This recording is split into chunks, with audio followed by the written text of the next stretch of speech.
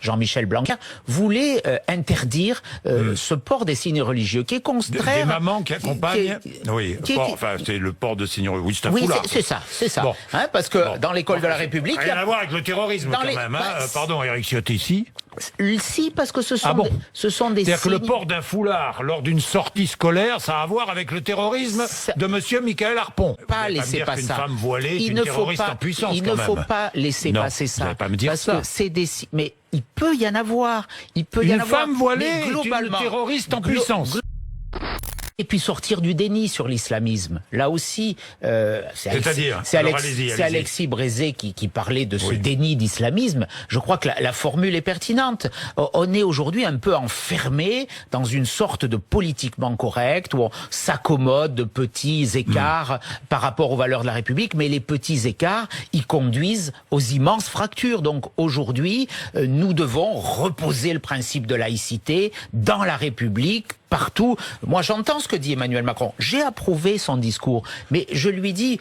Pourquoi, sur un exemple particulier, le port de signes religieux dans les sorties scolaires, son ministre de l'Éducation, Jean-Michel Blanquer, voulait interdire ce port des signes religieux, qui est contraire... Des mamans qui accompagnent... Enfin, c'est le port de signes religieux. Oui, c'est un foulard. C'est ça. Bon. Hein, parce que dans l'école de la République... Rien à voir avec le terrorisme, quand même. Pardon, Éric Ciotti, ici. Si, parce que ce sont des signes... C'est-à-dire que le port d'un foulard lors d'une sortie scolaire, ça a à voir avec le terrorisme de monsieur Michael Harpon. On veut prendre quelques secondes. Ça exprime la montée du communautarisme. Ça exprime le fait que des règles religieuses sont supérieures aux lois de la République. Donc je pense aujourd'hui qu'on doit reconquérir partout cette situation. Elle ne se passait pas il y a quelques années. Ça veut dire que derrière tout ça, il y a des pressions, il y a des associations qui poussent, il y a des collectifs qui veulent défier la République souvent. Donc il ne faut pas laisser passer ça. Il ne faut pas laisser passer ça. Parce que c'est des... Mais il peut y en avoir.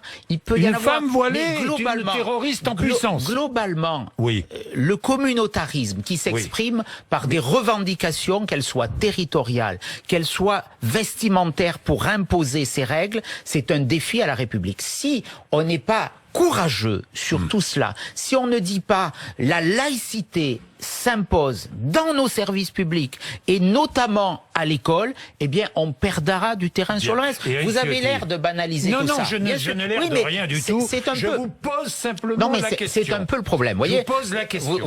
On va sur ce sujet. Moi, je vous pose la question. Je n'ai l'air de rien. Qui pour moi est une volonté de reconquête républicaine. Alors on peut dire c'est banal, une maman voilée, c'est pas grave. Mais tout ça, après il y a quoi derrière? Jusqu'où on va? Jusqu'où on met la limite? La limite, c'est la République. Et aujourd'hui, on a trop franchi les limites.